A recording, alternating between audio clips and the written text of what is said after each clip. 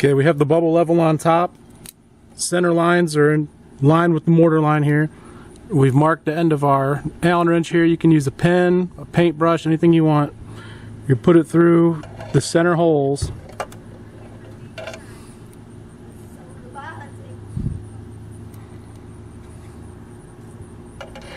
You're going to mark your positions.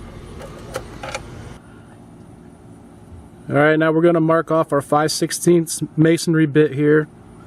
Put the tip of your bit at 1 3/4 inches and put masking tape and wrap it around the end where it's zeroed out. Alright, now we're going to drill into the mortar up to the masking tape line and not any further than that on our marks that we had from our paint.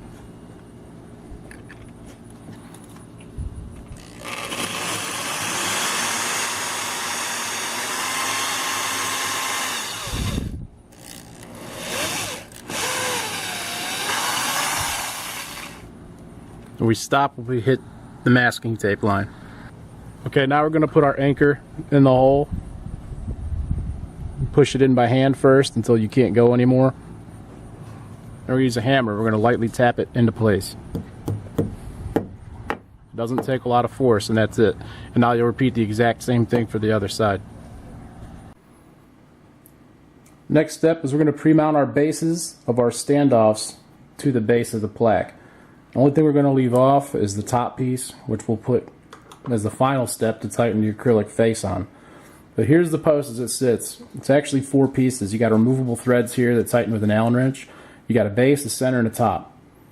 Between the base and the center, you're going to have your stainless steel plaque. So it's going to sandwich that right between here. And your acrylic face plate is going to sandwich between the top and the middle. Alright, now we're going to put our insertable thread into our center section here.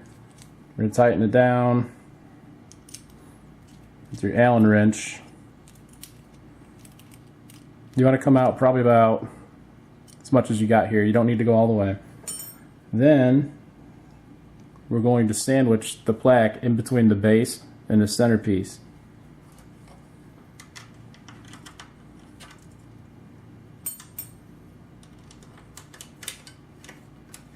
You got to hold your Allen wrench in there and then tighten in the base. And the threads are going to catch and they'll hold them together. And then you can tighten up the top piece and it won't wiggle. So now we're going to repeat that for the remaining pieces. Okay, now we're going to put the screw through the center hole. We're going to put our spacer behind it. So the screw is through the middle. We're going to turn it over, put the shim or the sleeve on the back side. And then we'll do it for the other side just the same.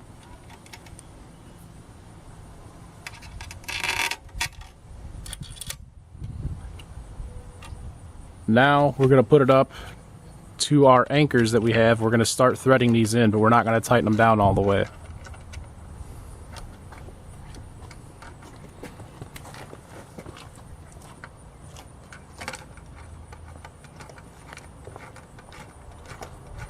Now we can snug it down almost to the wall, but we're going to make sure that we got it level.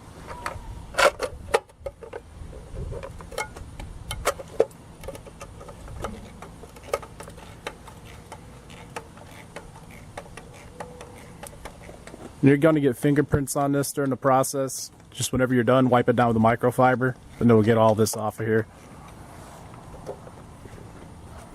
What these sleeves on the back do is they help prevent you from crushing the face in when you're torquing this down. But as soon as you start to make contact with the metal face, with the screw head, and the base is already on your brick, just make sure you don't over tighten it, because you can crush it still a little bit and you could dimple the metal. You want to try and minimize that. We recommend a screwdriver for this and not a power drill for obvious reasons. You don't want to slip and destroy your part. So now we're on there, it's level, so now we're going to get our faceplate on. Okay, now we're going to put our faceplate up here. We're going to pull the protective liner off the top 2 corners. We're going to try not to handle the back, so we're going to keep fingerprints off of it.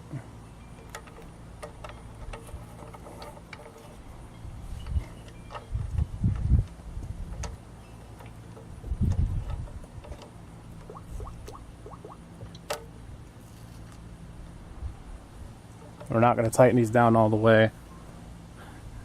Now we can peel the rest of the liner back.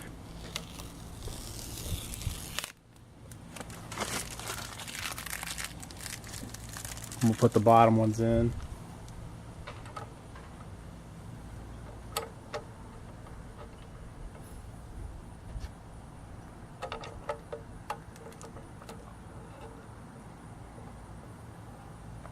And now we're done.